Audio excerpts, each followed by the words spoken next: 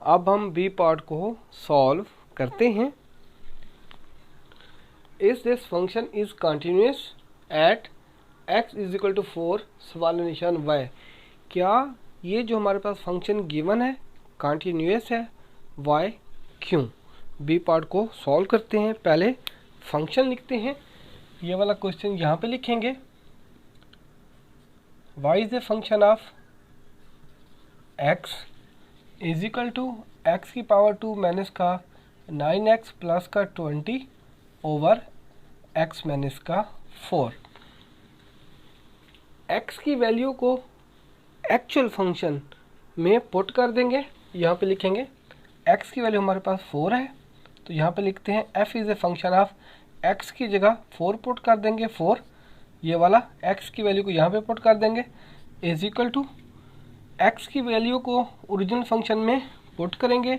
x की जगह ये वाला 4 यहाँ पे पुट कर देंगे, 4 का स्क्वायर माइनस का 9। x की जगह ये वाला 4 यहाँ पे पुट कर देंगे, 4 प्लस का 20 ओवर x की जगह 4 पुट कर देंगे, ये वाला 4 यहाँ पे पुट कर देंगे, 4 माइनस का 4।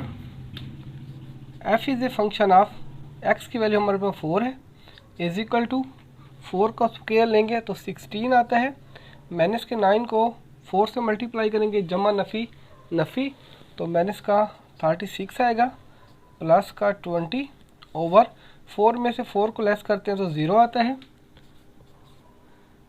f is a function of 4 is equal two plus का 20 और प्लस का 16 36 आता है, माइनस का 36 over 0। f is a function of 4 is equal to 36 में से 36 को लेस करेंगे तो 0 ओवर 0 आ जाएगा।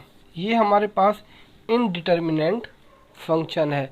अब हम इस क्वेश्चन को मज़ीद सिंप्लीफाई करेंगे। जो x की वैल्यू है उस पे पहले लिमिट अप्लाई करेंगे।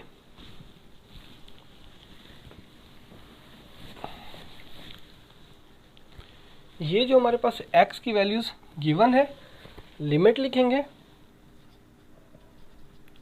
लिमिट x की वैल्यू हमारे पास 4 है, x लिखेंगे, एरो का साइन 4, ये वाला फंक्शन यहाँ पे लिखेंगे, x की पावर 2 माइनस का 9x प्लस का 20 ओवर x माइनस का 4। अच्छा, ये जो हमारे पास ऊपर इक्वेशन गिवन है ये क्वाड्रेटिक इक्वेशन है। इस इक्वेशन को दो मेथड से सॉल्व कर सकते हैं, by formula method, by factorization method. इस क्वेश्चन को हम यानी ऊपर वाली इक्वेशन को हम लोग बाय फैक्टराइजेशन मेथड से सॉल्व करेंगे, यानी फैक्टर बनाएंगे, जोड़े बनाएंगे। जोड़े कैसे बनाते हैं? प्लस के 20 को मल्टीप्लाई करेंगे x की पावर 2 से, तो प्लस का क्या आएगा 20 x की पावर 2। दो x से फैक्टर बनाने हैं, मल्टीप्लाई करें तो प्लस का 20 x की पावर 2 है, जमा नफ़ी करें तो माइनस का 9x आए। तो माइनस का 5x लेते हैं और माइनस का 4x लेते हैं। इन दो वैल्यूज़ को मल्टीप्लाई करते हैं, माइनस के 5x को माइनस के 4x से मल्टीप्लाई करेंगे तो नफ़ी नफ़ी जमा, तो प्लस का क्या आता है 20x की पावर 2। जब वैल्यूज़ मल्टीप्लाई होती हैं, जो वैल्यूज़ के ऊपर पावर्स होती हैं वो जमा होती हैं। x के ऊपर 1 पावर है, x के ऊपर 1 पावर है, तो आता है हमारे पास प्लस का 20x की पावर 2। ये वाली वैल्यू फाइंड हो जाती है। ठीक है, जमा नफ़ी करें तो माइनस का 9x आना चाहिए, माइनस का 5x लेते हैं और माइनस का 4x लेते हैं। जमा नफ़ी करते हैं, माइनस का 5x और माइनस का 4x, इन दोनों को जमा नफ़ी करेंगे तो इन दोनों को जमा करते हैं तो 9x आएगा, तो अलामत माइनस की आती है, तो माइनस का 9x ये वाली यानी ये वाली दरमियान वाली वैल्यू आ जाती है, माइनस का 9x। इसका मतलब ये है यहाँ तक जो क्वेश्चन सॉल्व किया है वो ठीक है। इसको आके मज़ीद सिंप्लीफाई करते हैं। लिमिट x की वैल्यू हमारे पास 4 है, एरो का साइन देंगे 4, x की पावर 2, ये जो दो फैक्टर बनाए हैं यहाँ पे लिखेंगे, माइनस का 5x माइनस का 4x प्लस का 20 ओवर x माइनस का 4। लिमिट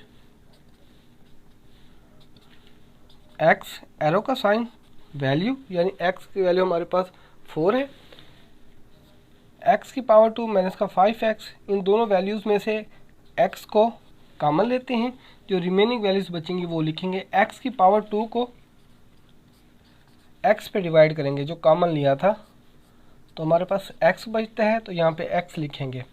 माइनस के 5x को इस x पे डिवाइड करेंगे, x से x कट जाएगा तो माइनस का 5 आ जाएगा।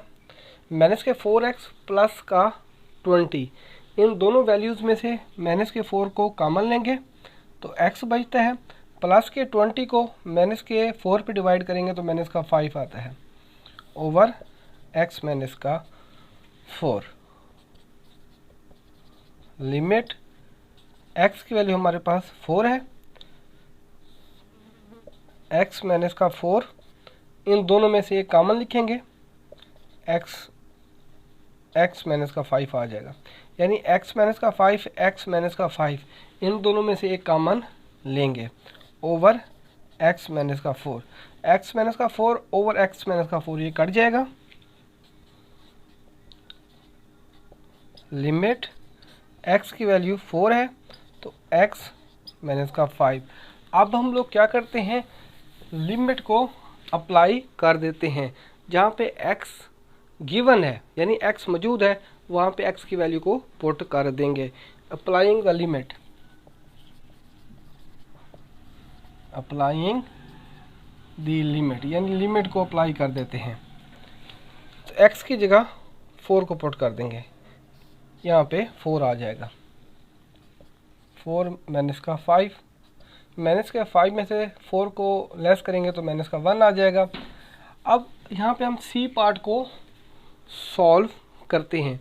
इसका मतलब ये है, जो सी पार्ट है, जो लिमिट की वैल्यू है, ये हमारे पास जो x की वैल्यू है और जो लिमिट का आंसर है, ये बराबर नहीं है। ये हमारे पास सी पार्ट का